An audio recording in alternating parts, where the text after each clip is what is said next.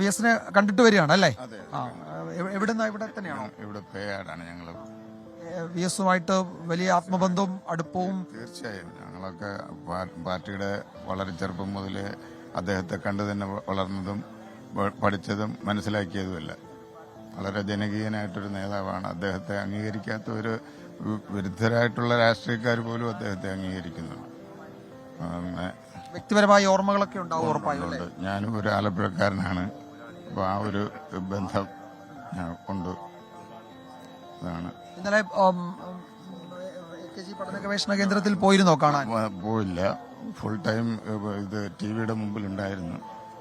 12 മണിക്ക് ശേഷമാണ് നിർത്തിയിട്ട് പോയത്. വളരെ ആത്മബന്ധമുള്ള ഒരു നേതാവ് തന്നെയാണ്.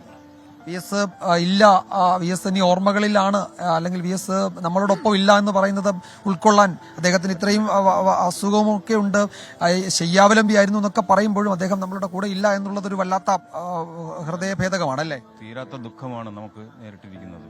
നമുക്ക് ലോകം കണ്ടതിൽ വെച്ച് ഏറ്റവും വലിയ നേതാവാണത് നമുക്ക് നഷ്ടമായിരിക്കുന്നത്. നമ്മുടെ നെഞ്ചിലെ റോസാപ്പായി എന്നും ജ്വലിച്ച് നിൽക്കും എന്നുള്ളതാണ് ഞങ്ങൾക്ക് ഈ അവസരത്തിൽ പറയാനുള്ളത്. കണ്ടോ വി എസിനെ? ഇപ്പോ കണ്ടു. വളരെ ദുഃഖം തോന്നി. തിരുവനന്തപുരത്ത് തന്നെയാണോ? തിരുവനന്തപുരത്താണ്. അത് വി എസിനെ അദ്ദേഹത്തിന് അന്തിമോപചാരം അർപ്പിച്ചിട്ടൊക്കെ കടന്നു വരുന്ന പ്രവർത്തകരും ഒക്കെയാണ് നമ്മൾ ഇവിടെ കാണുന്നത്. അദ്ദേഹം ഈ വീട്ടിൽ ഇപ്പോൾ കുടുംബാംഗങ്ങൾക്കിടയിലാണുള്ളത്. പക്ഷേ അങ്ങനെ പറയുമ്പോഴും നമ്മൾ ഈ ദൃശ്യങ്ങളിൽ കാണാം, നിരവധി ആളുകൾ അദ്ദേഹത്തെ അവസാനമായി കാണാൻ ആ വീട്ടിലേക്ക് ഇങ്ങനെ കടന്നു പോവുകയാണ്. ഒരു വലിയ പൊതുദർശനമൊന്നും ആ വീട്ടിനുള്ളിൽ ക്രമീകരിച്ചിട്ടില്ല. പക്ഷേ ഇന്നലെ നമ്മൾ AKG പഠന ഗവേഷണ കേന്ദ്രത്തിൽ പഴയ AKG സെന്ററിൽ കണ്ടതാണ് അദ്ദേഹത്തെ കാണാനായി അവിടേക്ക് ഒഴുകിയെത്തിയ ജനലക്ഷങ്ങളെ.